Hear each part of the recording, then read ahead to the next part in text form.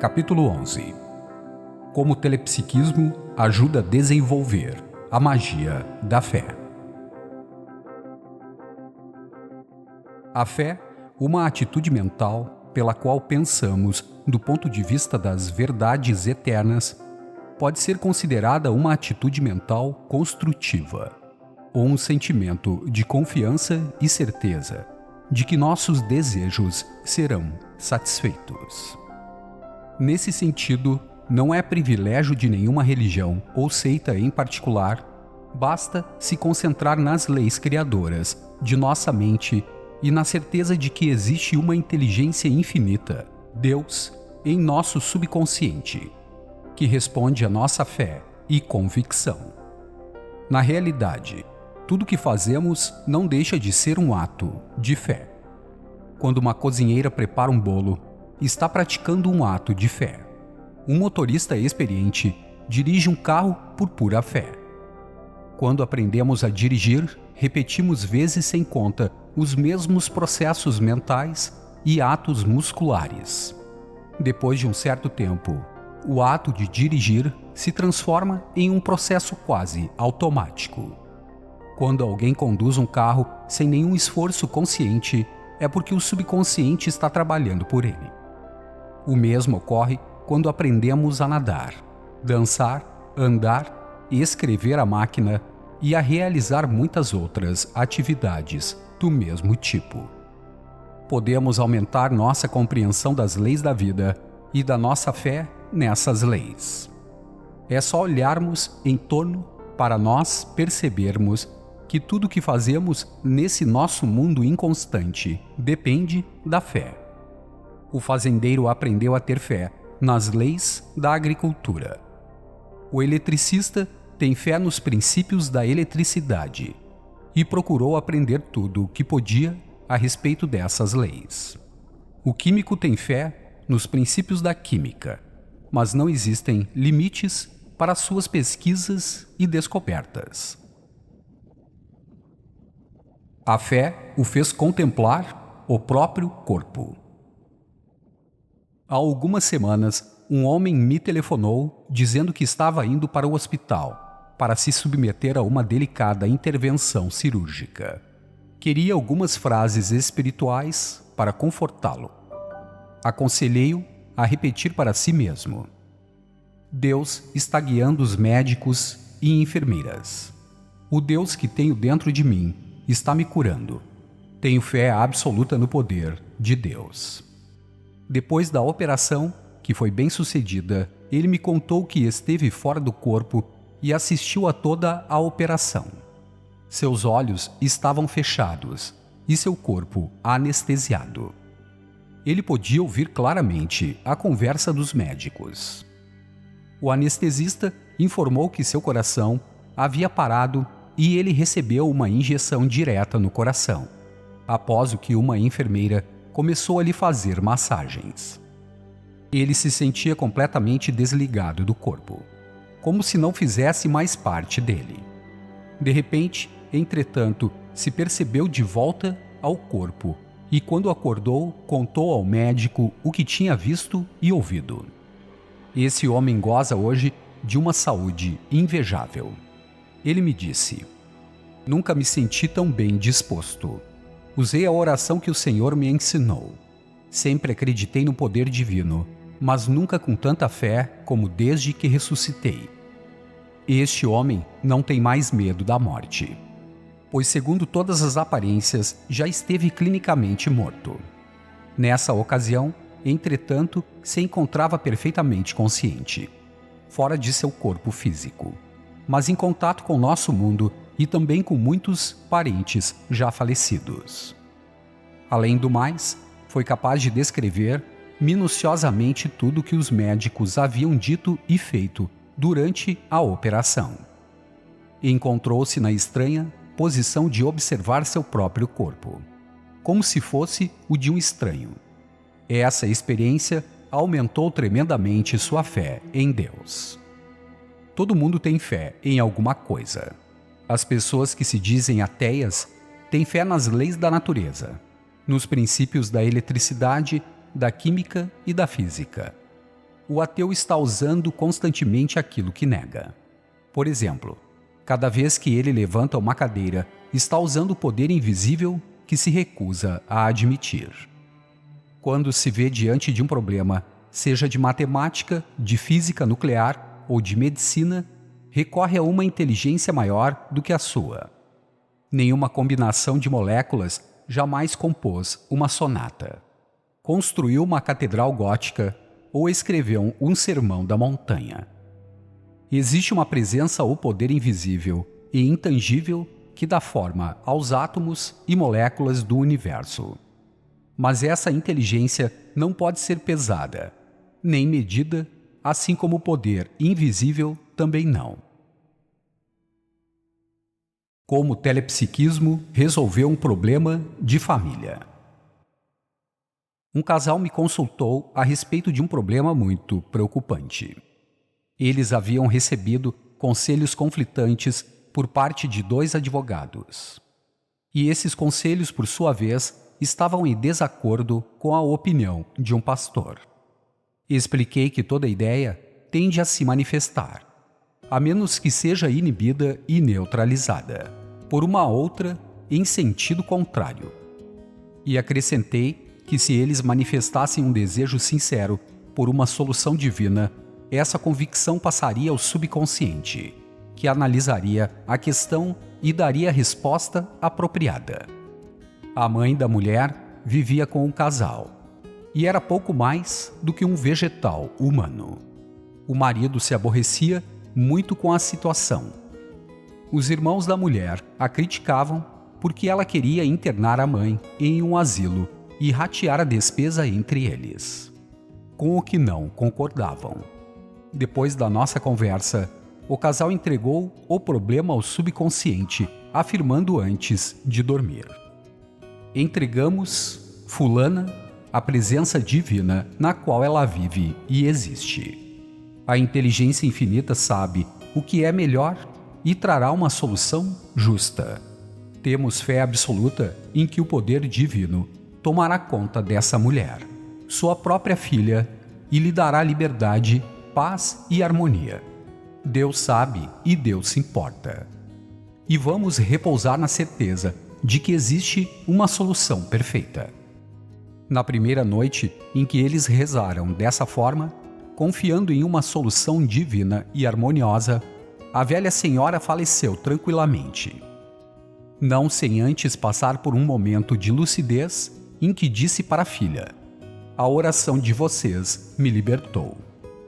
Então partiu para outra dimensão. Nosso subconsciente conhece todas as respostas. Dê ouvidos a seus palpites, conselhos e intuições.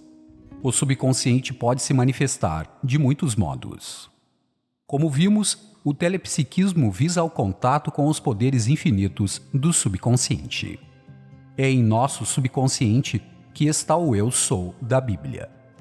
A presença e poder de Deus, o puro ser, o Espírito Autocriador, ou o Om da Índia, que significa ser, vida, presença. Nosso subconsciente também é a lei da nossa vida, que, como sabemos, podemos usar de forma positiva ou negativa. Não sonhamos com nosso consciente. Quando sonhamos, nosso consciente está adormecido e se une ao subconsciente. Como vimos nos capítulos anteriores, o subconsciente dramatiza nossas ideias e pode apresentar muitas imagens simbólicas ou situações incongruentes. Os sonhos são os programas de televisão de nossa mente superior.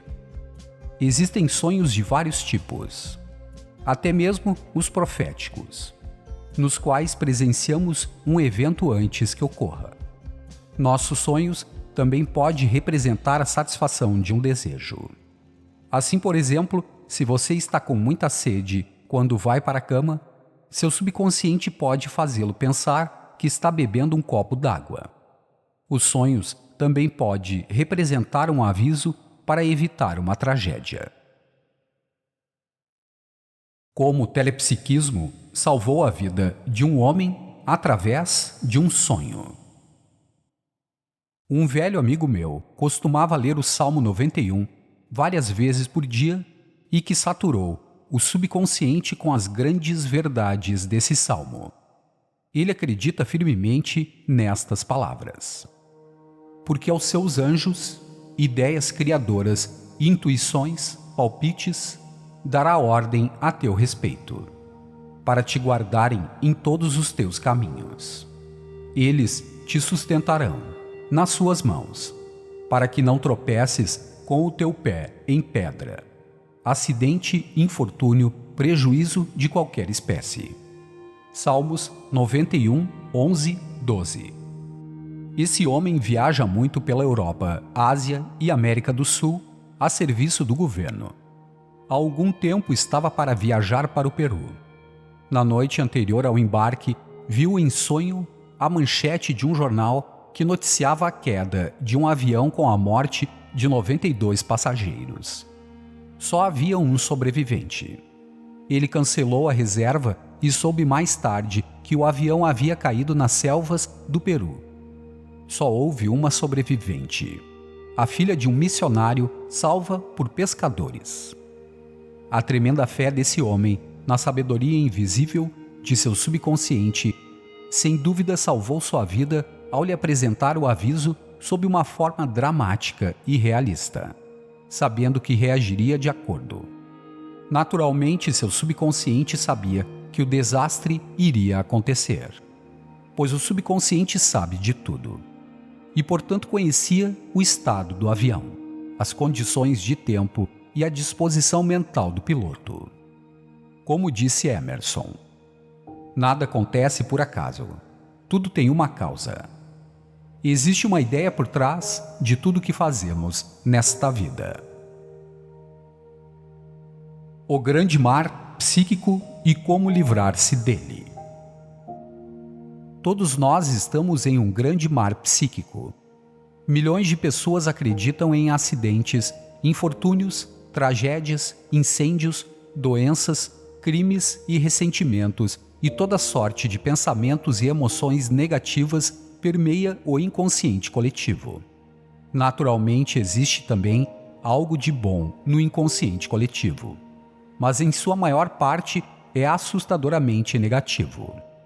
Em consequência, se não estivermos prevenidos e estabelecermos convicções firmes contra todos esses medos e emoções negativas do inconsciente coletivo, essas emoções atingirão nosso subconsciente, dando origem a acidentes, infortúnios e inconvenientes de todos os tipos. Esse amigo meu estava prevenido e, portanto, não podia estar no avião que caiu. Coisas diferentes se repelem. A harmonia e a discórdia não podem coexistir. Acredite que está cercado pelo amor e a harmonia de Deus. Se você acreditar com convicção nessa verdade, o subconsciente o aceitará e você terá uma vida maravilhosa. Como o parceiro invisível compensou prejuízos. Recentemente, fiz algumas conferências na Igreja da Ciência Religiosa em Las Vegas, Nevada. Convidado pelo Dr. David Howe, velho amigo meu e antigo membro de minha organização. Um dos membros de sua igreja me contou um episódio interessante de sua vida que vem demonstrar o poder da fé e da confiança em Deus ou na suprema inteligência que reside no subconsciente de todos nós. Ele me contou que tinha sido um jogador inveterado. Na primeira vez em que foi a Las Vegas, seu único interesse era o jogo. Perdeu mais de $200 mil em 2 noites. E na terceira, seu dinheiro acabou. Teve que escrever para casa pedindo dinheiro para pagar o hotel. Alguém lhe deu um exemplar de O Poder do Subconsciente, que ele leu avidamente. E aprendeu que tudo acontece através da mente e que ele não podia ganhar ou perder no jogo a não ser por meio da mente. Assim passou a afirmar todo o dia: tenho direito a $225 mil e esse dinheiro voltará às minhas mãos multiplicado. Ele continuou rezando vários dias, certo de que mais cedo ou mais tarde seus pensamentos concentrados acabariam por se infiltrar no subconsciente. E o subconsciente, que sabe de tudo, sintetizaria a solução e a apresentaria já pronta à mente consciente. 3 meses se passaram e nada aconteceu. Entretanto, ele manteve a mesma atitude mental positiva. Certa noite, sonhou que estava de volta a Las Vegas e que o caixa lhe estava pagando $250 mil. Era um sonho muito realista. O caixa disse para ele: pois é mais do que o senhor perdeu na última vez. Pouco depois ele foi transferido para Las Vegas. Logo na primeira noite, foi jogar na mesa de roleta que vira no sonho. Reconheceu as pessoas que estavam na mesa e teve certeza de que iria ganhar. Naquela noite, ele parecia ter o toque de Midas. Todos os números em que jogava eram premiados. Ganhou $250 mil e o caixa repetiu as mesmas palavras que havia ouvido no sonho. Sua fé ilimitada nos poderes do subconsciente lhe rendeu dividendos fabulosos.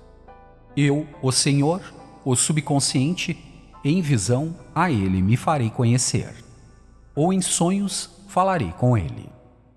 Números 12, 6. Não se esqueça. 1. A fé, uma atitude mental pela qual pensamos do ponto de vista das verdades eternas, não é privilégio de nenhuma religião ou seita em particular. Nossa fé deve se concentrar nas leis criadoras de nossa mente e na certeza de que Deus existe. 2.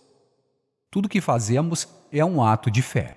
Dirigir um automóvel, fazer um bolo, dar um telefonema ou tocar piano. Aprendemos a dirigir repetindo um certo processo mental e um conjunto de atos musculares até nosso subconsciente assimilar toda a sequência. A partir desse ponto, nossos atos se tornam automáticos. Alguns chamam isso de segunda natureza. Mas não passa da reação do subconsciente aos pensamentos e ações do nosso consciente. A lei da ação e da reação é uma lei cósmica e universal. 3. Um homem acreditava firmemente que Deus velaria por ele durante uma delicada intervenção cirúrgica. Viu-se fora do próprio corpo e pôde assistir a toda a operação. Sua recuperação foi notável e hoje sua saúde é invejável. 4. Todo mundo tem fé em alguma coisa. Os que se dizem ateus usam constantemente o poder invisível que se recusam a admitir. Quando alguém levanta uma cadeira, está usando o poder invisível. Sempre que alguém pensa alguma coisa, está usando o poder criador. Se você encontrar o poder criador, terá descoberto Deus. Porque só existe um poder criador. O verbo, pensamento expresso, era Deus, o Criador. João 1:1. As pedras não se unem espontaneamente para formar uma catedral, nem as moléculas se reúnem para compor uma sonata. 5. Um casal tinha que cuidar da mãe da mulher, que era pouco mais de um vegetal humano. Eles rezaram desta forma: entregamos, fulana, a presença divina, que lhe dará liberdade, paz e harmonia. Ela faleceu tranquilamente depois de lhes agradecer por terem rezado por sua liberdade. 6. Sonhamos com o nosso subconsciente. Os sonhos são os programas de televisão da mente superior. Um homem que havia implantado as verdades do poder divino no subconsciente sonhou que o avião no qual iria viajar havia sofrido um acidente. O avião, que levava 92 passageiros, caiu nas selvas do Peru e apenas uma pessoa escapou, a filha de um missionário. Tudo aconteceu exatamente como o homem vira no sonho. O subconsciente estava tentando protegê-lo e ele atendeu ao aviso e desistiu de viajar naquele avião. 7. Estamos todos imersos em um grande mar psíquico, no qual bilhões de pessoas despejam constantemente toda sorte de superstições, temores, ódios, ciúmes, pensamentos negativos, etc. Se não estivermos prevenidos, esses pensamentos e emoções negativos do subconsciente coletivo acabarão por se infiltrar em nosso próprio subconsciente, com resultados funestos. Encha regularmente sua mente com as verdades de Deus, e você neutralizará essas vibrações negativas. 8. Um homem perdeu $225 mil jogando em Las Vegas. Mais tarde, entretanto, venho a descobrir que não podemos ganhar ou perder nada a não ser através da nossa mente. Assim passou a afirmar com convicção: tenho direito a $225 mil e esse dinheiro voltará às minhas mãos multiplicado. Um dia sonhou que ganharia $250 mil no mesmo cassino onde havia perdido anteriormente. Acreditou no sonho quando foi transferido para Las Vegas, foi jogar na mesma mesa vista no sonho e ganhou $250 mil. O caixa usou as palavras iguais às que ele ouvira no sonho. Eu, o Senhor, em visão, a ele me farei conhecer, ou em sonhos falarei com ele. Números 12:6.